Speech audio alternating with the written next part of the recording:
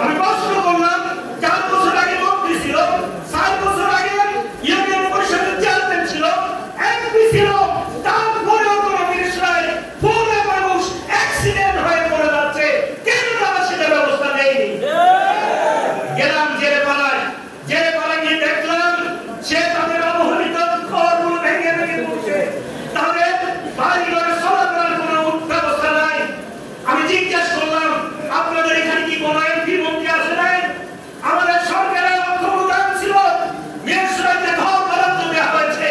আমি জেলার সম্প্রদায়ের এলাকায় গিয়ে দেখেছি কোথাও একটা ঘর সরকারি ভাবে দেওয়া হয় না। আরো সাহায্যের বিষয় রাজনীতি গিয়ে দেখলাম কিছু হিন্দু ভাইরা একটা খারাপ জায়গায় তারা একটা মন্দির তৈরি করে পূজা করে, সেখানে কিছু লোক সেখানে গেলাও দিয়ে দখল করার চেষ্টা করছে। আমি তাদেরকে বললাম আপনাকে দরখাস্ত দেন, খারাপ জায়গাতে সরকার যতক্ষণ পর্যন্ত আপনাকে না করবে ততক্ষণ পর্যন্ত কেউ আপনাকে এখান থেকে উচ্ছেদ করতে পারবে না। এটা লিগ্যাল প্রসিডিউর। আপনারা জানেন জেলদেরকে 3 মাস যাবত কোন মাছ ধরতে সরকারিভাবে নিষেধ করা আছে। আমি আইন পর্যালোচনা করে দেখলাম এই সময়ে ওই জেলেগুলো কি খাবে সে কথা আইনে বলা নাই। আমি পরিষ্কার বলে দিয়েছি যখন সরকারিভাবে মাছ ধরা বন্ধ থাকবে, রাষ্ট্রীয়ভাবে এই জেলের জন্য অবশ্যই রেশনের ব্যবস্থা করতে হবে। হিন্দু, বৌদ্ধ, খ্রিস্টান, ইহুদি মানুষ সকলেই মিলে আমরা বিশ্বয়ের মানুষ। আমরা একাকার হয়ে আগামীতে কাজ করব, একই নীতি বিশ্বয়ে প্রতিষ্ঠিত হবে ইনশাআল্লাহ। সালিশের নামে প্রহসন হয়েছিল, আপনারা দেখেছি সালিশের 2 পক্ষ থাকতো, 2 পক্ষ থেকে কিছু সালিশকারক টাকা গ্রহণ করত। আমি সালিশি টিম দিয়ে বলেছি বিশ্বয়ের গ্রাম্য আদালতের অংশ হিসাবে আমি সালিশি টিম করব। আমার আইনজীবীদেরকে প্রতিদিন আমি ভাগ করে দেব। এলাকার ইমাম সাহেব, স্কুলের প্রধান শিক্ষক, 2-3 জন গণ্যমান্য ব্যক্তি দিয়ে সালিশি বোর্ড গঠন করা হবে। কারো পকেটে টাকা ঢুকতে হওয়া শুরু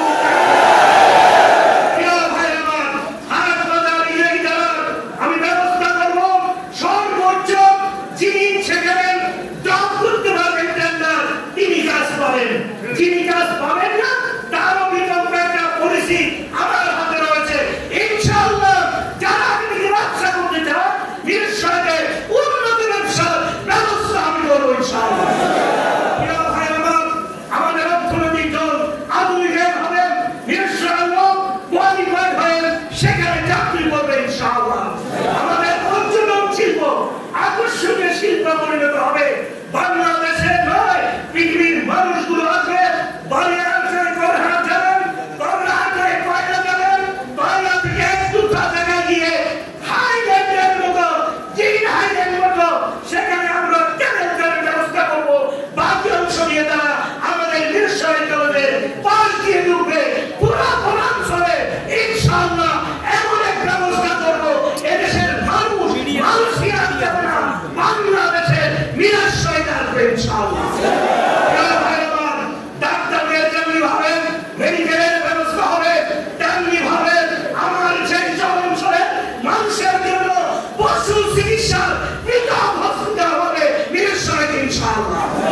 প্রিয় ভাই আমার, আমি বলেছিলাম আমি দেশের জন্য সংবাদপত্রের স্বাধীনতা করি, সাংবাদিকদের সিকিউরিটি ছিল তাদের সব সাংবাদিকদেরকে এক বিল্ডিংয়ে থেকে তাদের পেশাগত দায়িত্ব পালন করার মতো বিশ্বয়ে বহুত বিশিষ্ট ব্যবস্থা প্রতিষ্ঠা হবে ইনশাআল্লাহ।